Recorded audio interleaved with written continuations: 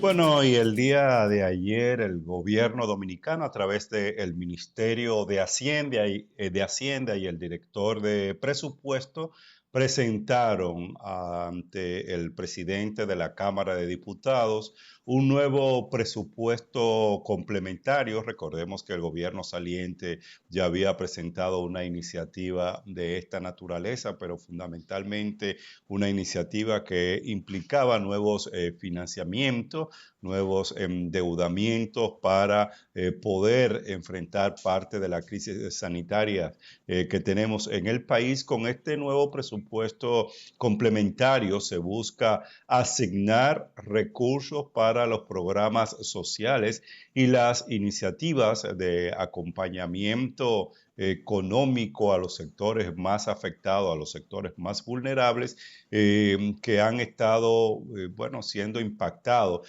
por esta situación de la crisis sanitaria. Veamos una nota sobre la presentación de este proyecto, de este presupuesto complementario. De acuerdo con las nuevas autoridades, las salientes no establecieron algunas prioridades en el presupuesto general. Al presupuesto que se sometió anteriormente para modificarlo, fue con una sobreestimación real de que los ingresos se iban a percibir durante el año. Y la realidad es que eso se han disminuido en más de 62.000 millones de pesos, que es el estimado que debió de haberse hecho en junio pasado y las autoridades salientes no lo hicieron. E igualmente, el no haber incluido dentro del presupuesto los programas de aseguramiento del empleo y del subsidio de quédate en casa para ti, porque nada más fue incluido para cubrirse hasta junio. Por ello entregaron al presidente de la Cámara de Diputados el proyecto de ley que modifica las leyes 506-19 y 68-20 del Presupuesto General del Estado 2020. Es un esfuerzo importante que el gobierno va a estar haciendo porque en medio de esta situación, de esta crisis, de esta pandemia, tenemos por un lado esta caída en los ingresos y por otro lado tenemos la obligación de aumentar una serie de partidas. En el anteproyecto se establece un incremento para el Ministerio de Educación de 10.000 millones de pesos destinados fundamentalmente a la compra de laptops y tabletas y pagos de servicios de conectividad. 17.467 millones al Ministerio de Salud Pública para enfrentar la pandemia del COVID-19, que incluye el incremento en el número de pruebas, contratación de personal médico e instalación de camas. De dicho monto, 2.000 millones se destinarán al SENASA para incluir a 2.000 millones de personas más en lo que queda de año. Además, se contempla un incremento de 800.980 millones de pesos en los programas sociales Quédate en Casa, FASE y PATI hasta el mes de diciembre de este año. Y nosotros vamos a partir de mañana a ponderar positivamente esta pieza y a trabajarla desde mañana mismo. Al Ministerio de Obras Públicas y Comunicaciones se le asignarán más de 6.000 millones de pesos para la construcción y reparación de viviendas. A la Corporación Dominicana de Empresas Eléctricas Estatales, 7.650 millones para cubrir el déficit de las empresas eléctricas estatales. Al Banco Agrícola se le inyectarán 5.000 millones para implementar el programa de financiamiento a productores agrícolas y 4.157 millones de pesos en incentivos a personal de áreas de la salud, la Policía Nacional, las Fuerzas Armadas y otras entidades públicas. Para Telenoticias, Gregory González. Bueno, esta es la situación que en materia presupuestaria tiene la República Dominicana, con una caída significativa de los ingresos, tal y como se presentaba en el Estado Dominicano, de más de 62.000 millones de pesos, con un decrecimiento del Producto Interno Bruto Real para este año que ronda el 4%, lo que es significativo, y bueno, con una extensión de los programas sociales para enfrentar el impacto que ha tenido el coronavirus, una extensión hasta diciembre, pues esto explica y justifica la presentación de un presupuesto complementario. Esta sería la primera prueba del nuevo gobierno en el Congreso Nacional para conocer una pieza importante, relevante, y vamos a ver cuál sería el comportamiento de los partidos políticos de oposición, si estarían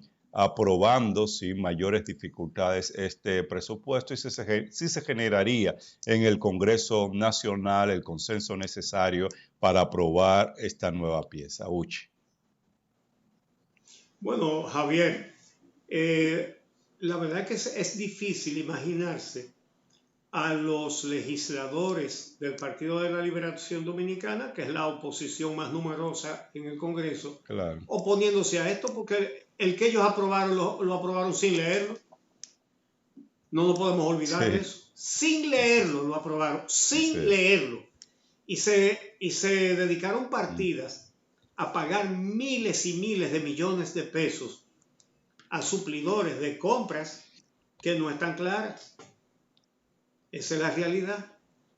Pero fíjense qué interesante que no previeron, no contemplaron los que aprobaron el presupuesto suplementario en la gestión anterior,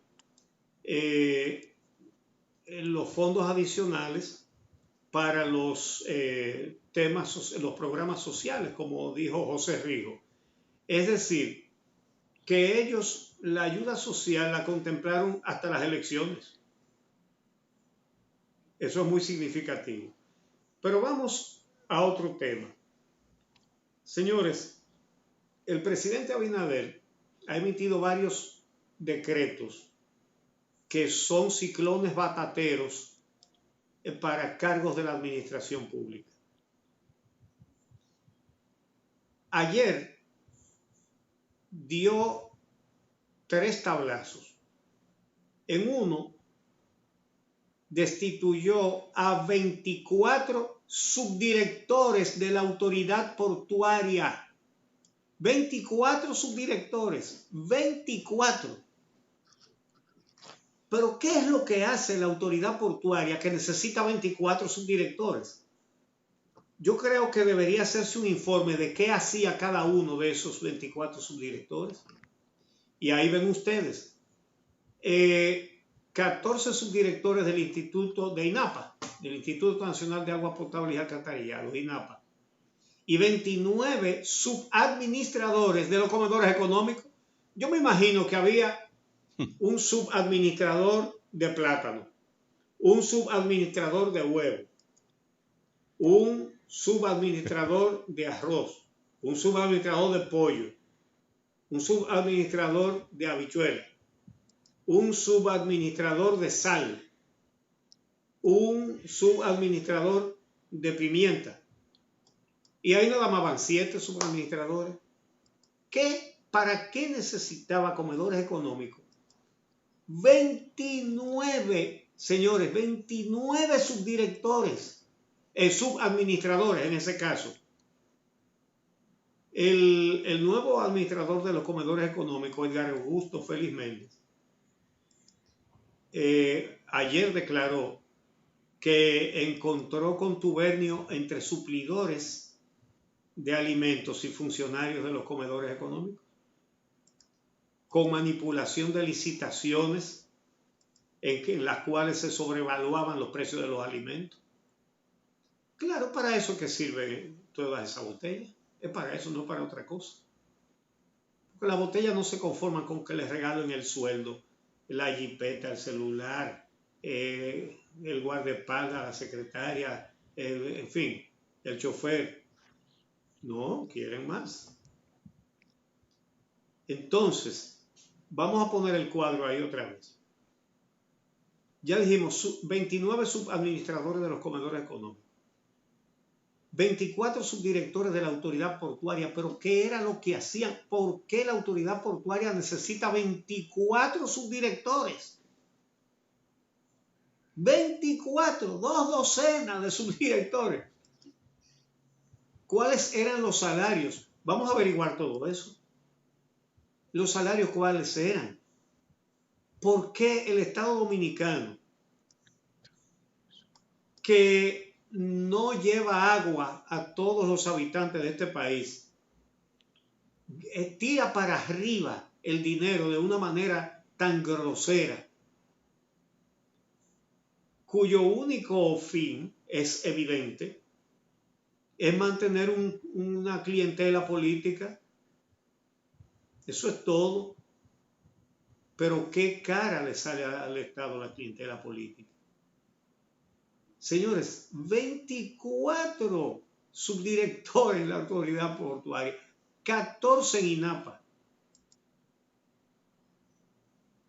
La verdad es que lo primero, qué bueno que los están quitando. Nosotros abogamos en este programa porque no se despida a nadie que esté trabajando, a nadie que esté rindiendo un servicio al Estado.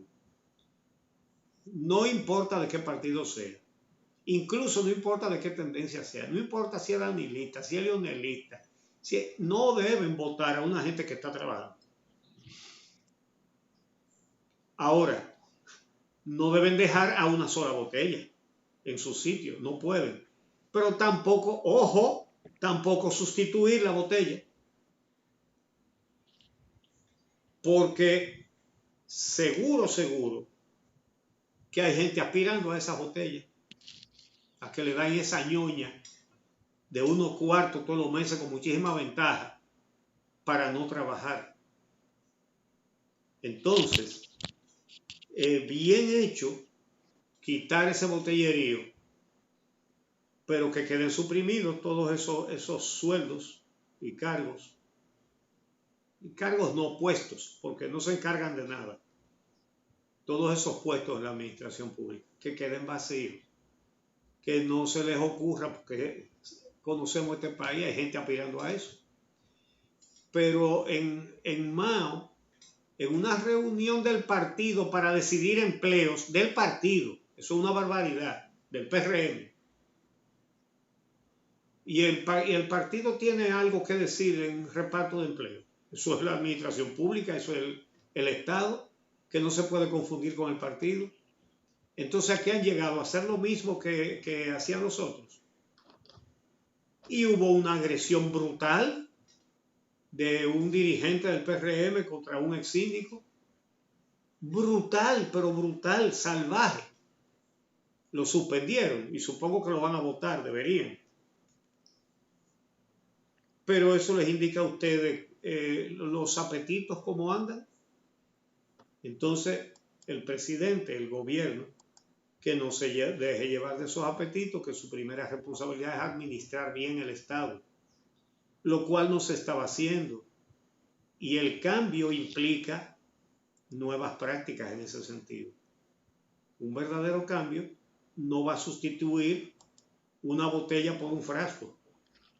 Un verdadero cambio elimina las botellas y respeta a las personas que trabajan sin importar su militancia política, y de todas maneras tendrá dónde ubicar a alguno de sus seguidores, pero el objetivo no es saciar apetitos, sino proveer al Estado de personal para hacer las cosas que hay que hacer.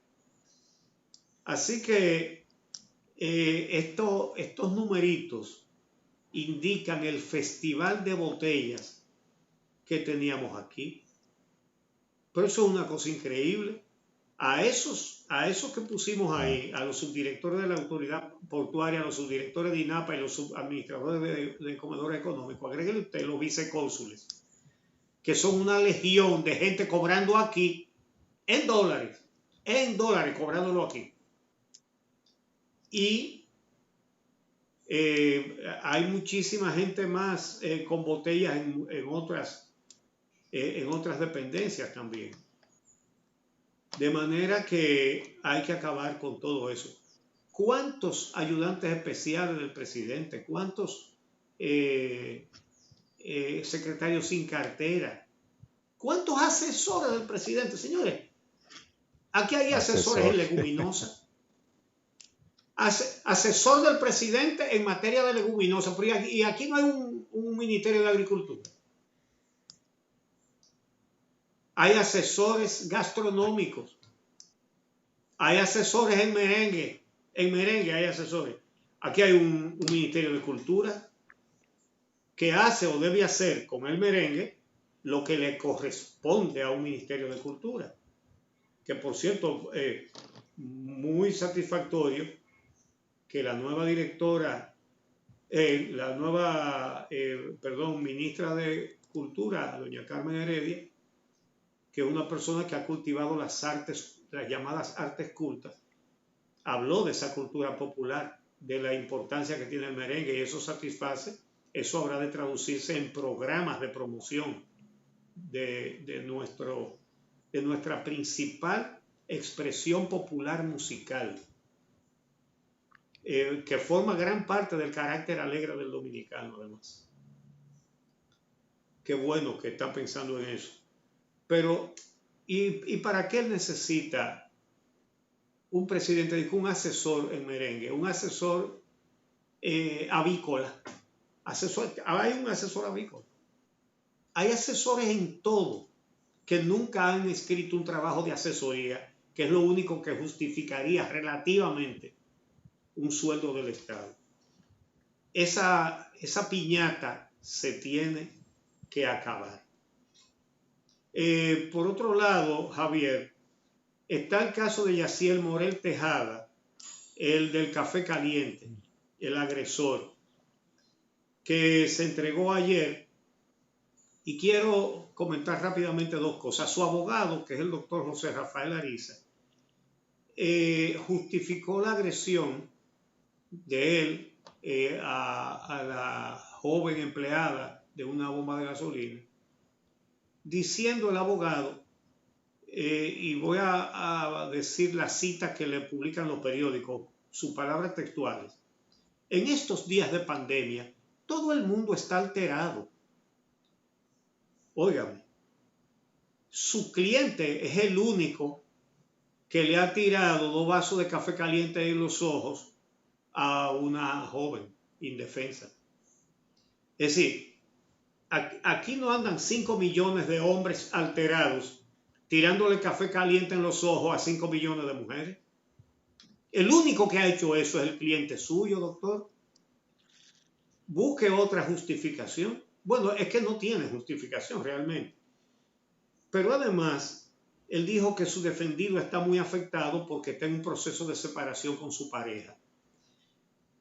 En consecuencia, si nos llevamos de la palabra del abogado, a cada sujeto que esté de divorcio, habrá que ponerle un sombrero con una luz de esa de ambulancia roja y una sirena en la cabeza, con una grabación altoparlante que diga: quítense del medio, que este sujeto está en proceso de divorcio. Quítense. Es decir, ¿qué forma de justificar es esta? Que está alterado porque tiene un proceso de separación. Y que está alterado porque todos estamos alterados con la pandemia. El otro abogado, Félix Portes, que defiende a la agredida, a la joven Raiza Vázquez, dijo ayer que la pena por maltrato a la mujer llega hasta 5 años de prisión por violencia, aunque sea verbal incluso. Entonces, el problema de este caso, que hay casos mucho más graves que ese, en lesiones y hasta en muertes, pero es el desprecio que le hizo, la humillación, tirarle 2 vasos en la cara sin ningún tipo de justificación. El tipo se iba con los 2 vasos sin pagar. Y la joven aparentemente le requirió: venga y pague. Y le echó los 2 vasos de café caliente en los ojos. En eso no solamente hay violencia, hay humillación, desprecio. No es una persona apta para convivir con los demás en una sociedad. Esa es la realidad. Uno no sabe cuánto le van a poner, qué pena le van a poner, está sufriendo consecuencias, como lo señalamos ayer, perdió un excelente trabajo que tenía. Y además ya todo el mundo sabe la clase de persona que es y de lo que es capaz frente a una mujer indefensa. Lo que es capaz frente a una mujer indefensa.